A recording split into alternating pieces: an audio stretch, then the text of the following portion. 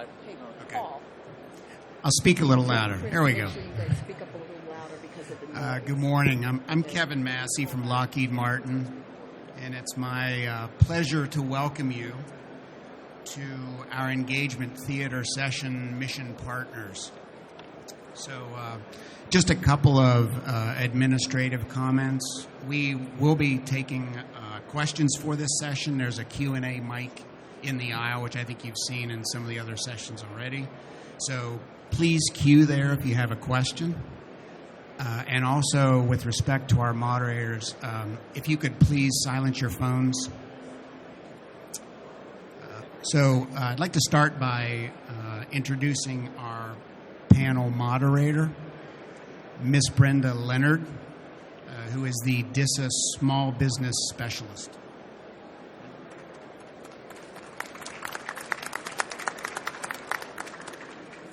Good morning. Welcome to our session, a government perspective of the knowns and unknowns of the capture process. You got to pull that mic down. I can't hear you. You can't hear me? Hello? Hello? I'm usually pretty loud.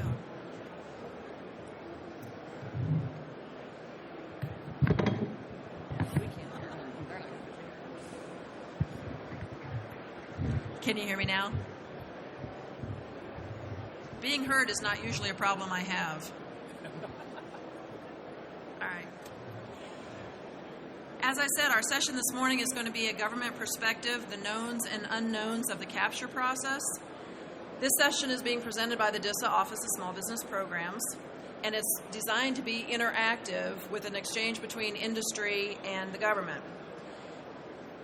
We're hopefully going to provide some transparency into the pre-solicitation process, and as Kevin mentioned, we will be having a Q&A at the end of it. We're going to start out with our panel answering some of the questions that are most asked of the government when it comes to the process that we use to put government contracts into place. At this time, it is my pleasure to introduce to you our esteemed government panel. To my right, we have Mr. Chris Gray, the Chief of the Contracting Office here in the NCR. Next to him, we have Mr. Paul Barbera, the Chief of the Implementation and Sustainment Center, Contracts and Logistics Division. Next to him, we have Ms. Colleen Rumsey, the Chief of the Development and Business Center, Contracts and Logistics Division. And on the end, we have Ms. Sharon Jones, the Director of the Small Business Programs Office at DISA. We're going to be talking about three different areas and covering the knowns and unknowns, as the flyer says, in your chairs. And the different areas are the requirements identification, acquisition strategy and requirements package development, and industry engagement and information sharing. So what government is going to do is tell you about the unknowns to try and fill in the holes and the gaps that you may have when it comes to learning about government procurements. The knowns for requirements identification are DISA is going to release a procurement, and we're going to make a contract decision about full and open, small business set-aside, or a sole source requirement. But the unknowns include things like, where do our requirements come from, both internal and external? So our first question for the panel is, where do we get our requirements from? Okay. So I'll take the first part of that. As you guys probably could imagine, the bulk of our requirements come from, that's really a weird echo, they come from work that's going on today, right? I mean, we run the DISN, we run the computing centers, we continue to have ComSatCom requirements, right? Things may have matured over time, right? But minor tweaks may need to be made, right? But the bulk of our stuff comes from work that we do today. Okay. All right, so Paul's absolutely correct. The majority of the requirements that we have are recompetes and follow-ons for work that we already have today. But we do get new requirements, and there's a number of ways that we get those requirements. So we have the official DISA requirements process, where our mission partners have representatives that work with the Mission Partner Engagement Office, and they're collecting requirements from the mission partners, and those get transferred over to the Requirements Analysis Office, who analyzes those requirements, identifies if they have funding, racks and stacks them in accordance with whether they're alignment with the DISA and the DoD strategic guidance. And ultimately, if those requirements are approved, they get moved over to an existing program and built into that program or become a new program. And of course, there's contract actions that result from that. We also get requirements through our existing programs. So the functional sponsors work with the programs through their requirements processes to identify requirements that eventually you'll see a contract or you'll see a contract mod resulting from those requirements. And then internally, we levy requirements upon ourselves. So as we're supporting our mission, we need things like acquisition support. We need financial management support. We need program management support, asset management support. And for all of those things, we oftentimes put contracts in place. Along those same lines, we award contract vehicles so that we can get our mission done. So you've heard of Encore 3, currently in source selection, that will provide IT commodity services. SETI, the Systems Engineering Technology Integration Vehicle. We're not quite there yet, but that's in the works, and that'll provide complex IT engineering support for our program managers. We have multiple blanket purchase agreements that we either already have established or we're in the process of establishing for things like engineering support, software development, IV&V. So those are other ways that we levy requirements on ourselves, and you see contract actions resulting from those things. And it's important to understand that DISA and our mission partners are constantly evaluating changes to our threat posture, constantly evaluating new technologies, and actively looking at ways to address those changes. And very often you see contracts resulting from those things. So it's really important that as we're in the process of defining those requirements, that we get input from industry during the market research phase that helps us, definitize those requirements. Absolutely critical. So definitely like to see responses to our RFIs, to our sources sought notices, attendance at our industry days, because ultimately that's the information that we need to definitize those requirements and make sure that we're buying what we really need to be buying. Anything else? So Paul and Colleen addressed the DISA internal requirements. DITCO, which is DISA's contracting arm, we also provide a fee-for-service to provide contracting for external mission partners as well. So some of the names of some of the groups that we support the Army, we support the Air Force, we support the Navy, we support DLA, Joint Staff, DoD, CIO, and OPM. So it's not only the DISA internal requirements, but we also act as the contracting office for a lot of external customers as well through our fee-for-service arrangement. Those requirements that are external are a lot more difficult for us to predict. We don't necessarily know when those are coming to our shop, like the ones that are internal to the agency where we know there's an existing requirement and recompetes are forthcoming. So the other thing to keep in mind is that when we talk about DISA's, how DISA conducts business, coming to an event like this, when the director basically, as many of you heard the director speak yesterday, he was saying these are the needs that we have from industry. So when you hear those needs, you kind of have to think there's going to be a requirement somewhere down the road. When he talked about SD, software-defined networks, those are going to be requirements coming down the road. You're going to start seeing sources sought for those or under a different name, but yet asking for the same type of requirement.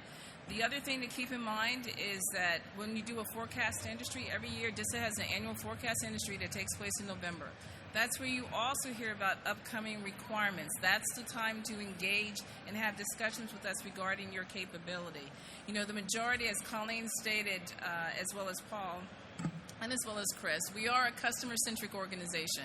So because we're customer-centric, it's very important for a company to understand follow the money trail. So as the requirements are coming from the Army, Navy, and Air Force into DISA, to understand how they shape our requirements is looking at the money.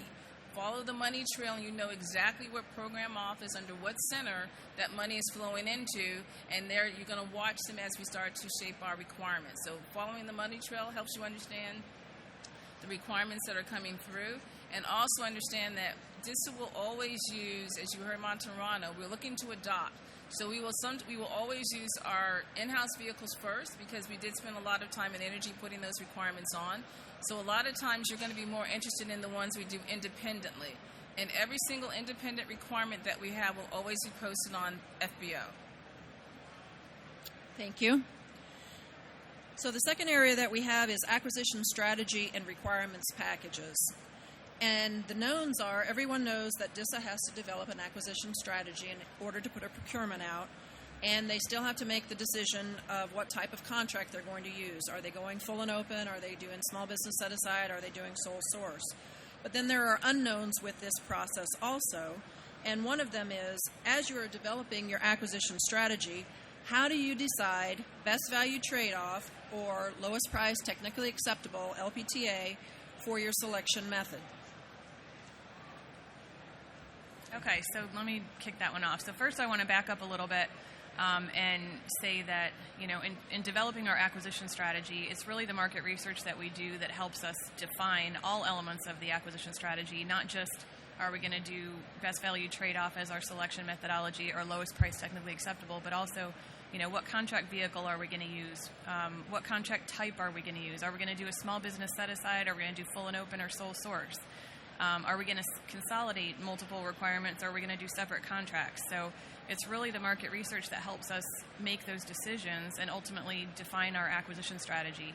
So the way that you as industry can best influence that acquisition strategy and ultimately the requirements that we go after is to be involved during the market research phase. Be responsive to the RFIs and the sources sought notices in the industry days, meetings with the government, especially if you plan on eventually bidding on that requirement. So to go back to the actual question that I was asked, how do we decide on lowest price technically acceptable or best value trade-off as our selection methodology? So, it really goes back to the basics. Best value trade-off is appropriate when our requirements are not as well defined, when we really are looking for innovation from industry in terms of the services or the capabilities that we're going after, and when we want to be able to evaluate the offers on the basis of something other than just cost. So that's when best value really is more appropriate. Lowest price technically acceptable if our requirements are very well defined. If we aren't looking for innovation or we don't expect that we're going to find innovation and we're not willing to pay for any innovation or performance above the threshold, and if the risk of unsuccessful performance is low. So basically, and I think everyone's heard this before, but if the best value to the government is that solution that's technically acceptable, that's the lowest cost, then yeah, it probably makes sense to do lowest price technically acceptable. And we understand that when we're building the criteria for an Lpta selection, that we need to make sure that technically acceptable criteria is tight and very strong, so that it's those competent vendors that are determined to be technically acceptable, and that mitigates the risk of unsuccessful performance. But going back to the market research, again, we may believe that we're going after a commodity type service, but during that market research phase, we need you to let us know, are there innovations that you bring to the table? And ultimately that may cause us to change our planned acquisition strategy in terms of the selection methodology. So that's very critical. Let me take a moment. Part of the defining of the acquisition strategy has a lot to do with the NAICS code selection. And a lot of companies don't understand what that actually stands for. You will hear different pronunciations of it, from NAICS to NACS it really doesn't matter, because it all means North America Industry Classification System. Now, this is a standard used by the federal statistical agencies to classify business establishments for the purpose of collecting and analyzing and publishing data related to the U.S. economy. It was developed in conjunction with Mexico and Canada to allow for a high-level comparability of the business statistics in the North American continent. So what SBA did was, the SBA, the Small Business Administration, matched the NAICS codes to develop business size standards that are used in all federal procurement. So all federal procurements will have a NAICS code assigned, and it's primarily designed for small businesses, for them to determine whether or not they are capable of providing for this service, as well as for large businesses to use that particular NAICS code to help with their subcontracting opportunities and selecting small businesses for subcontracting. So DISA makes every effort to ensure that the NAICS code reflects the majority of the work that's on that particular contract. So we try to do right by the NAICS code. We do listen to industry input, but let's be very realistic here. You all have a tendency to be selfish, and you have a tendency to look out for yourselves versus the greater good of the community. We're looking out for the greater good for the community. So there are some NAICS codes, for example, that DISA will primarily use. We're pretty much in Sector 51 and 54. That's pretty much where we will stay, okay? And we do very little, but we do have some work in 33, Sector 33. Now, the NAICS codes that are in 51 and 54 are primarily revenue-based because most of the IT services are revenue-based. Now, the telecom ones, that we do use telecom, and most of the telecom requirements are employee-based. So I just want you to know which ones we will not be using. So as much as you all may want us to use 541711, which is research and development in biotechnology, which is 1,000 employees, we will not be using that one, okay? I'm going to let you know right off, very, very rarely, because if you have to read the footnote that is attached to that particular NAICS code, and it does not apply to IT. We also do not use Sector 42, which is wholesale and retail, and we do not use 44 and 45. The government is prohibited from actually using those NAICS codes. So understand that, I just want to leave you with that when we select the NAICS code, it's for the greater good of that particular requirement, not necessarily the greater good of where you all sit as small businesses. Okay. All right. Thank you. So the next unknown would be, how do you make the determination whether to do a small business set-aside or a full and open competition? All right, so I'll kick that one off. I do know that that's near and dear to everybody out here's heart, right? So the first thing that we look at is, where is that work being done today, right?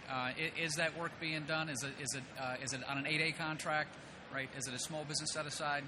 Right, and special consideration is given to work that is being done currently by small business. Right. Next thing is, and to add to what Colleen was talking about with the market research. Right, that's a big part of our decision-making process here. Right. So we put hopefully a detailed RFI on the street. Right, to ask the questions. If two or more small businesses come back with a viable solution, right, or solid answers to our questions, then we really need to consider going down the small business path. Now, for any large business folks that are out there, like our friend Kevin here, right, that came up yesterday in the Mr. Montemurano SCS session, if you guys were in that one, right, and the question was, why are we giving so much work to small business? Right, you know, it came across as that big business wasn't getting the shot. I must have missed that one. I must have missed that question. Okay. So honestly, I said that the key term here is a viable solution. Right. So I got to be perfectly honest with you. Right. We just can't take the word of. I mean, you guys may have the best tech writers in the planet. All right. And so if we have things that come back and it looks great on paper. Right, that causes Colleen's and my team to do more digging on there. All right, so is there meat behind that claim? All right, and again, if we get two or more, then small business is certainly that path. Okay. Thank you. We're also seeing a lot of consolidation happening in DISA right now. What goes into making the decision to consolidate contracts?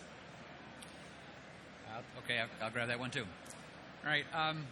So, if you're doing stuff with DISA today, all right, you've heard contract consolidation, that term coming up a lot. Okay, so I will tell you in the recent reorganization that's about a year old now. Right, between Colleen and I, we inherited 1,400 contracts approximately. Right now, we are not a large agency, but I don't care who you are. That is a lot of contracts. Right. But before we make any decision on consolidation, right, we truly do a business case analysis to see what that means. What is that consolidation going to do? What are the second and third order effects that this consolidation would cause? Right? I'll tell you that the second and third order effects that Colleen's boss and my boss want to see, right? They want to see cost savings and avoidance, all right, and they want to see less administrative overhead from our staffs, all right? I mean, we're losing folks as well, all right? So it's easier to have a person manage 5 contracts instead of 50 contracts. So we do take that into consideration, all right? And I will also tell you that centralizing the contracting functions when we did the reorganization, between Colleen and I, we've got the bulk. I would say 90% of all the contracts at DISA. All right, we have operational oversight and work closely with Chris and his crew at BSD to run these things. All right, with that level of oversight, having a belly button on the left side and the right side, we actually saw lots and lots of redundancy in things. Okay, and it's just not. I mean, we're all taxpayers here. It's just not fiscally responsible to have the same task being done in 10 places. All right, so if you were to think about, let me take a step back here. If you were to think about what we do today, all right, think about it as a project spreadsheet. Okay, the baseline of what we're doing is we're breaking the stuff down to the WBS level. All right, looking at those baseline requirements and then build up our stuff from there. All right, just by looking at it from that approach, all right, we were able to cut probably 20% of our overall contract content to this point right now. Right, and we're looking at more every day, but we are, placing special emphasis on what is going to small business. All right, so as you heard yesterday, DISA is well above government standards. Am I saying that wrong, Sharon? I mean, we're up there. All right, so we do have a special place in our heart for small business concerns. Thank you, Paul. The next area of unknown is how do we remove barriers to competition?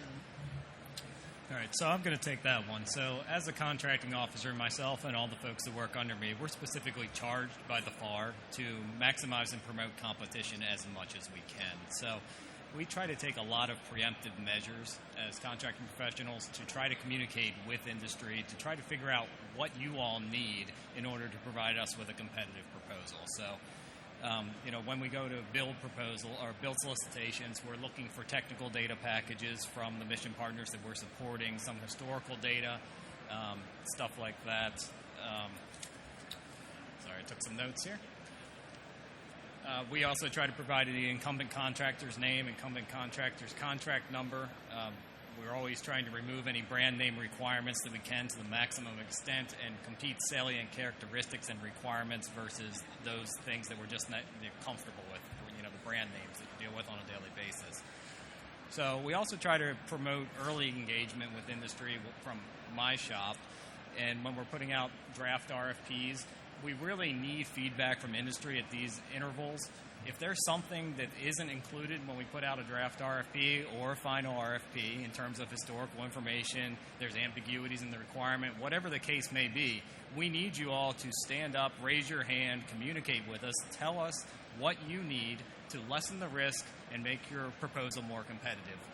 We all acknowledge the fact that the more risk that you're taking on as a contractor due to ambiguities in a requirement, the higher price we're going to end up paying at the end of the day. So it's in our best interest in the taxpayer's dollar to define those requirements to the best of our ability. So please communicate with us early and often in the process so that we can help you provide a more competitive proposal. Thank you, Chris. Another of the burning areas is how do we go about selecting which contract vehicle we're going to use for procurement or whether it's going to get posted openly on FedBizOps? Okay, so I'll take that one as well. Certainly, Paul and Colleen have spoken extensively to the market research process. So the program offices within DISA do market research. They try to take a look at what business sectors are able to perform their requirements. But the FAR also states that the contracting officer must perform independent market research. So once we receive a requirement from our mission partners, we take a look at the potential contract vehicles that are already in existence. We have to make sure that those contract vehicles that are out there, see if they have the potential scope from a technical standpoint, make sure they have a sufficient ceiling. We take into consideration the ability of those contracts that are in existence today to have small business set-asides or specific socioeconomic category set-asides. We take a look at who the capable companies were in the sector that were identified from the program to see if there is going to be maximum competition available on those contract vehicles. We're not going to pick a contract vehicle where we can only get to one of the identified capable sources through the market research process. We also take a look at the contractual flexibility of that vehicle because we have a lot of requirements that may call for a hybrid contract type where you're utilizing firm fixed price and cost type cleanse. And a lot of contract vehicles out there, especially through GSA, don't give you that flexibility to necessarily utilize a cost type contract for labor. So we have to take a look at that and consider that hard when we're trying to determine the proper contract vehicle. We also have to take a look at contract access fees. What are the ceiling rates that are established on those contracts? Is it something that's in the government's best interest to utilize that contract vehicle? Are there any specific security requirements that would prohibit us from using that contract vehicle? We do have a lot of specialized security requirements in the Department of Defense. As Paul mentioned, we take into consideration the acquisition history of a requirement. If it was done under that contract previously, there's a good chance we may go back that way. We take into consideration whether the NAICS code of that contract vehicle is appropriate, and also then timelines. How long does it take for me to put a contract in place under an existing contract vehicle? Sometimes it will meet our mission need dates, sometimes it won't. The FAR states that we do have a priority of sources, so we always take a look at existing contract vehicles first before we would go out and do something under a FAR Part 15 Fed Biz Ops type solicitation or posted, because those are the longest lead times for us in the contracting world. Thank you, Chris. Brenda, let me just piggyback on that. I just want to add, if you've been awarded a contract at DISA that's an IDIQ, it's incumbent upon you also to market that IDIQ, because sometimes, given how long the process may take, that contract may not be visible to everyone, and a lot of folks may not be aware of that contract. So it's just incumbent upon you to bring your contract to our attention. Or you may see a source is sought that's been posted and say, hey, that looks similar to the work that I just was awarded a contract on.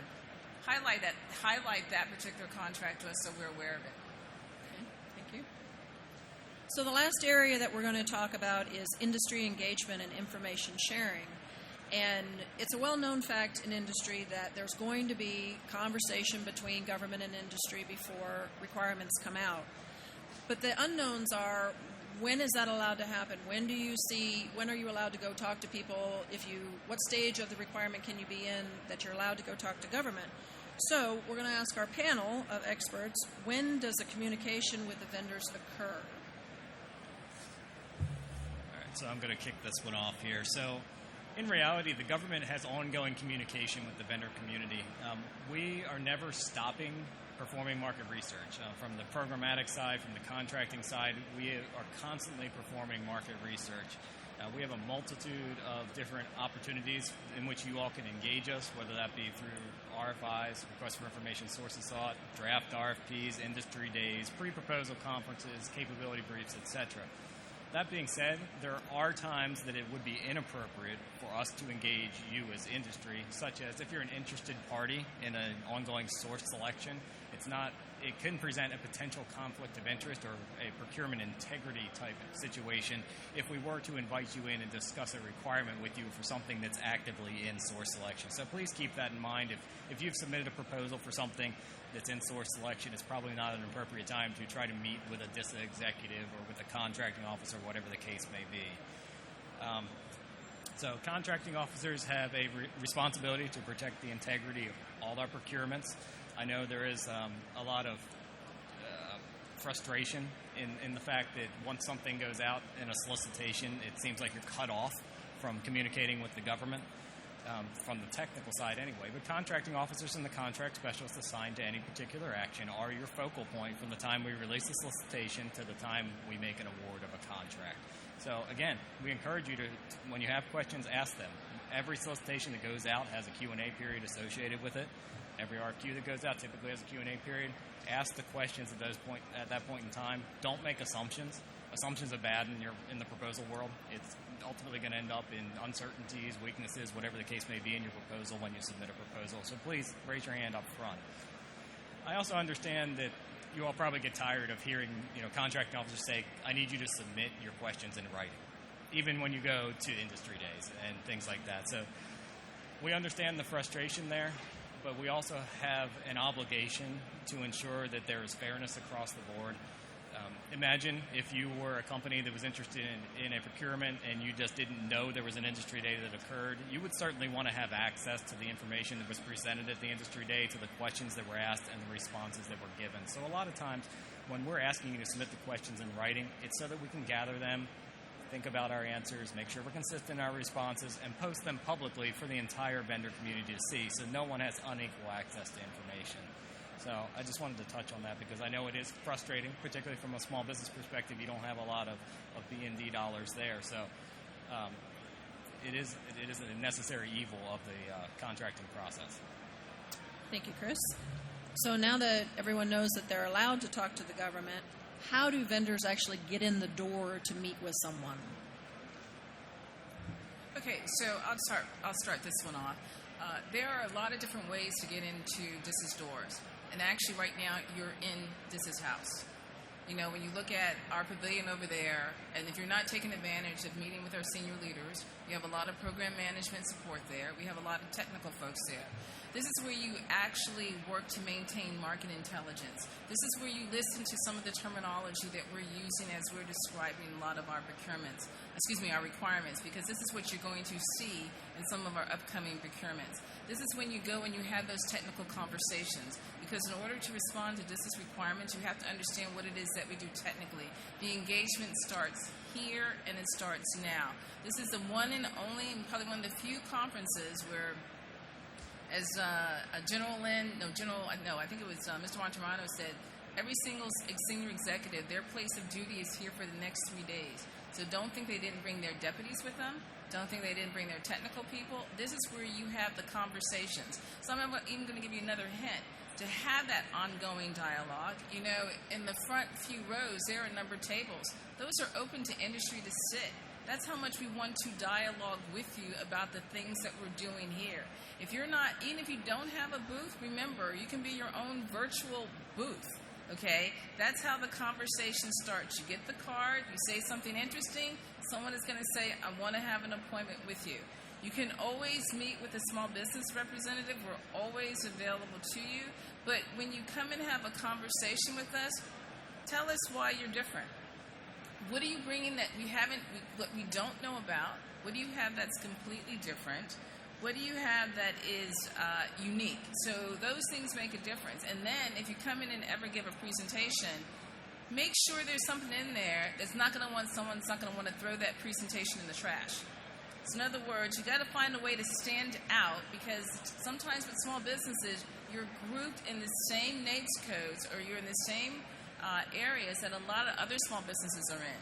So you have to find those niche areas that make you unique. I know you hear this all the time, but here is the number one thing that small businesses or any business wanting to do business in DISA must do. Visit our website. There's a lot of good information on our website about our agency. Let me just piggyback off that real quick. So on the DISA website, for those of you that are new to either the department or to DISA and want to understand more about us, it's important to understand where the functional capabilities reside within the agency. And there's a good resource for you on the DISA website. It's the slide deck from the last forecast to industry. I know somebody mentioned that. There are briefings in there from the center directors of the two main centers where they list out the functional capabilities in the organization and points of contact for each of those organizations. I don't know if they have names, but they have phone numbers that you can contact. So that's just a good reference. And Paul and I are also here as well. We take a lot of meetings with industry. So after this, if you want to talk to us, that's fine. So the other thing I'd like to chime in is this. You've heard all of us say market research about 7 times during this presentation here, right? And as Chris mentioned, right, market research is more than just answering an RFI, right? It is our due diligence collectively, right? Getting input from our friends in industry, right? Our own internal knowledge about what we know about our business, right? What our stakeholders know, right? So when you do come in and see us, it's not just necessarily us that you're coming to see. Okay, so you know if you're a high-end optical engineering consulting firm, then by all means, please try to get in the door. Get on the calendar to go see our lead optical engineer, right? Because we use them as we're crafting our acquisition documents. okay? And I will tell you that input from you guys, right, I've got several examples of how we have actually changed mid-stride, right, on a path that we were going down for our acquisition strategy, right, based on input from, from our vendor friends, right? A recent great one, okay? In one of our transport contracts that was recently awarded, right, a very, very mature contract, right? We've been doing it this way forever and a day. Well, that's not always the right way. That's not always the best way. So we had several vendors came to us and asked, like, what would be nice if you didn't tell us how to suck the egg? And we actually took a step backwards, all right? And rather than doing a performance work statement for this piece of work, we took a step backwards and we put out a statement of objectives, right? So we allowed the vendors to help us craft the best way forward. We couldn't get past ourselves. All right, and we're really looking forward to seeing those come in to see what the vendors have to say, all right, to bring us to that next level. You guys anything else, Fallon? Okay. Is there any particular things that you would point out that they should discuss during an appointment with you when they're doing a capability briefing? Okay, I would just like to highlight that I have instructions. So when you have a small business appointment with me, I actually outline the 12 slides that I'm interested in having you present and the content on those 12 slides. Now, I know a lot of small businesses would rather give me their capability presentation. So again, you heard us talk about market research. So what happens at we're in the process of having that after your small business appointment with me, your slides will then get put into a market research repository. And that information off of those slides are what they're going to use as they begin to develop internally in DISA, use to develop their requirements. They're going to make decisions on what small businesses can do and what small businesses can't do. So when I'm asking you to list your prime contracts, I really want you to list your prime contracts. And as a small business, you should clearly indicate on your presentations which one are your prime contracts and which ones are your subs. Because by default, people are going to believe that you are a subcontractor. So the other thing to keep in mind is that when you come in for an appointment, whether with me or anyone else, assume that you have 15 minutes. We don't need to hear the pilgrim progress that you went through to establish your company. You can put that at the end of your presentation. Start your presentation off with what's important to DISA and what's important to you, and how does it all come together. Tell us about your capabilities and try to get all those important things in the first 15 minutes and make sure on some level it's a dialogue. So just as much as we're taking information from you, you should be gathering information from us. Yep. I agree with Sharon. Some of the other areas that we are very interested in hearing about are what other contracts do you have with us at DISA? What other DoD contracts do you have? What small business categories do you fall under? What contract vehicles are you available under? And overall, primarily, what are your demonstrated areas of expertise? What are the capabilities that you offer? So all of that's critical to us when you come in and meet with us. Let me just add one last thing. DISA is very focused on cybersecurity. And I want to get this out before we get to the Q&A and I forget about it. But there is a DoD booth, 548, focused solely on cybersecurity. It's a DoD DIBS cybersecurity program. They help small businesses with their cybersecurity programs, and as well as giving you training and insight. Booth 548 is a DoD booth. Please make sure you take the time to go talk about them, about your cybersecurity awareness programs. Okay, thank you. So now that the panel has addressed the most asked questions, we have some questions for you. How can you help us improve our process? What challenges have you experienced during your capture process? And what do you see as blind spots in the pre-solicitation process where you have no insight and you'd like to see more information about? We're going to open up the floor now to ask questions. So we have a microphone up there. If you could please step up. Good morning. This gentleman ran up, so he's got an important one. Man, I've been chomping at the bit. So I'll make a statement first, then I'll ask my question. I am extremely sensitive that you are just as overwhelmed as we are, that your workforce is getting cut and you're drowning on some days. However, I feel my pain more than I feel your pain. And so my question is, when we craft an RFI response, we often fall into the trap of writing a mini proposal. And it's very inefficient, and we have limited BNP dollars to develop those things. How open are you to an iterative approach to RFI responses where perhaps we have an RFI response that has a cameo, a bullet list of high points of our approach, as opposed to us writing a 10-page response to an RFI? Does that make sense, what I asked? How can we make that process more efficient so we can respond to more RFIs? So I'll take the initial stab at responding to that question. I think you'd frankly be surprised at the amount of skinnying down that we do on a lot of these RFIs that we receive into my office. I think if it was left up to the program, they would want proposal-like information to assess the capability, but we can't go there. We understand the burden it introduces to industry.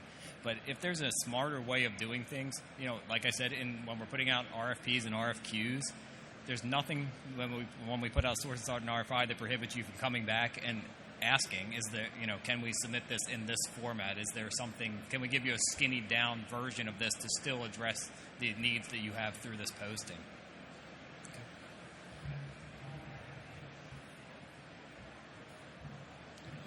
Yeah, hi, Wes Hester, Foxhole Technology. We're current prime contractor here at DISA. First, I'd like to say thanks for you guys for showing the concern and effort here, and especially Sharon, who's really been instrumental in us here at DISA and supporting us.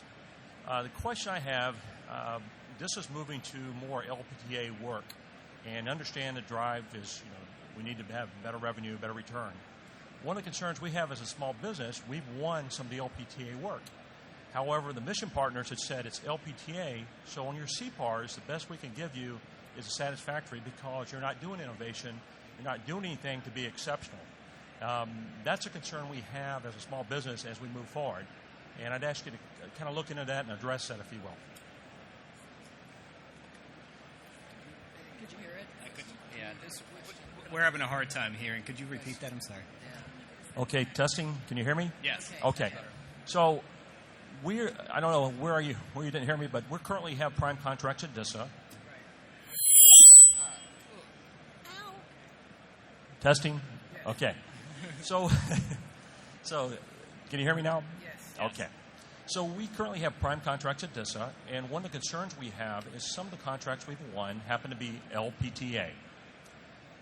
The concern we've gone back with the CPARS process, and the mission partners have rated us satisfactory on many occasions. The reasoning they give us is that on LPTA, you can't provide innovation, you can't be exceptional. So that's been an issue as we move to more and more LPTAs in DISA. How can we as a small business, take these CPARs and use them again other places than DISA? DISA is probably going to be okay, but if I take this to, say, Department of Education, where most people there get exceptional, CPARs, it's a little overinflated in some organizations, I understand. But with the LPTA, I think it's going to harm the small business program if we go down that road and can't change the way we do CPARs. All right, so I think I understand your question. I just don't understand the logic behind how the evaluation methodology would influence a CPARS assessment of your performance post-contract award, because every contract that we put out has performance standards that you can either not meet, or exceed. If you're exceeding those performance standards in a contract, you should have the ability to be rated higher than a satisfactory rating.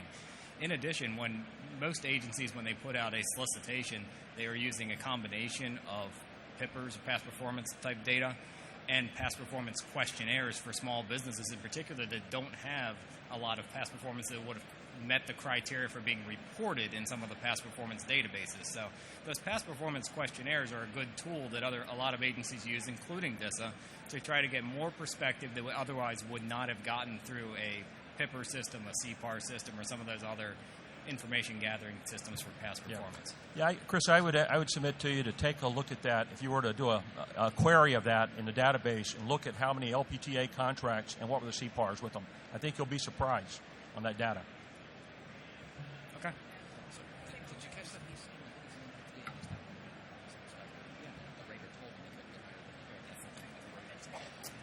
Hi, Steve Harrell with Booz Allen. I'd like to actually reiterate what Steve Harrell with Booz Allen. I'd like to reiterate what Wes shared. We're actually having some of our cores tell us that they are hearing You know from... what? We can't hear you. Got it. Steve Harrell, Booz Allen. I wanted to reiterate what Wes said. We're having some cores tell us that the feedback when they're trying to give us very good or exceptional CPARs is that it's not allowed because it's an LPTA. So, Pat, maybe you can't answer that here, understand. Just wanted to share that is what we're hearing. My question was, I really appreciate the feedback about come in and talk to the optical engineers, that kind of stuff. And Chris, to your point earlier about not engaging when there's an active solicitation or source selection ongoing, we sometimes hear from the technical staff that there's an RFI on the street, we can't talk to you. And I just wondered if you could address that, and perhaps if that is, maybe push down the guidance throughout the agency so that there's clearer feedback on what is and isn't allowed. And one other quick question, if you could talk about the difference between contract consolidation and clean sheeting. We're hearing about clean sheeting. Okay. So the first question, I'll answer for Chris if you don't mind. Jump if I said this wrong. Right, folks. There is no rule. Okay, folks. There is no rule that if you are on a contract that was awarded low price technically acceptable, there is no rule that says what your CPAR's rating can be. Right now, that education responsibility, right, that falls on Colleen and I. Right, if our cores are saying that, right, we will address that. Okay. So the second part, the consolidation and the clean sheeting. Right. So folks, let me just. This term clean sheeting is getting thrown around. Right. I said earlier about that baseline requirements analysis. Okay, they're really joined at the hip. Clean sheeting truly is a bottoms-up analysis, right, of what the work product is. So, working in parallel, right. So we're seeing all these things that are coming up from the clean sheet efforts. We're seeing these requirements, and we're logically binning those things where we can. Again, keeping small business concerns, in mind, right. But they truly are joined at the hip. Right, and I hope that answer wasn't confusing. So, okay. So in other words, they play together. In other words, clean cheating and consolidation. I'm sorry. I feel like if I get any closer, my lips are going to be on it. Steve, hold that thought. In other words, the clean sheeting and consolidation are play together. Is that what you're saying? It is tight. It's tightly knit. It's tightly knit. I wanted to add one more piece on the CPAR's past performance discussion. When we go through these systems and we develop a CPAR's assessment, it's done by an assessing official's representative. Okay, that's people on the program side. Within DISA, our CPAR's instructions, the assessing official, not the assessing official representative, but the assessing official and the reviewing official are people that reside within the Procurement Services Directorate. The worst thing that you can do is if you do not agree with a CPAR's assessment, do not concur. If you do not concur, you can request through the system that it be reassessed, and then at that point, it is assessed by someone within the Procurement Services Directorate, not by the mission partners. So we do go back to them and ask them questions, and you have to give us some feedback on why you think your rating should be different. But if you disagree with the rating, don't concur, because it's going to become a permanent record at that point. Okay, I would like to address the issue regarding when it's prior to the the RFI issue and prior to the release of a solicitation.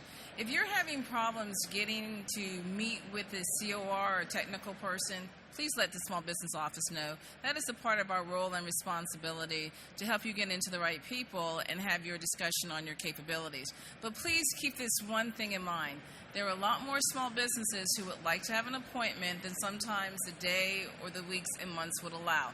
So a greater effort is actually put forward to have you meet with us through the industry days, through responding to sources sought. So the more you put yourself out there to make yourself available, or at events like this. So if you know, for example, that we have a sources sought out, and you know that DISA reps are going to be here for the next 2 to 3 days, bring your presentation. Take a few minutes and say, hey, do you mind if I talk to you about some of the capabilities that you have, since I know that you have a source of sought?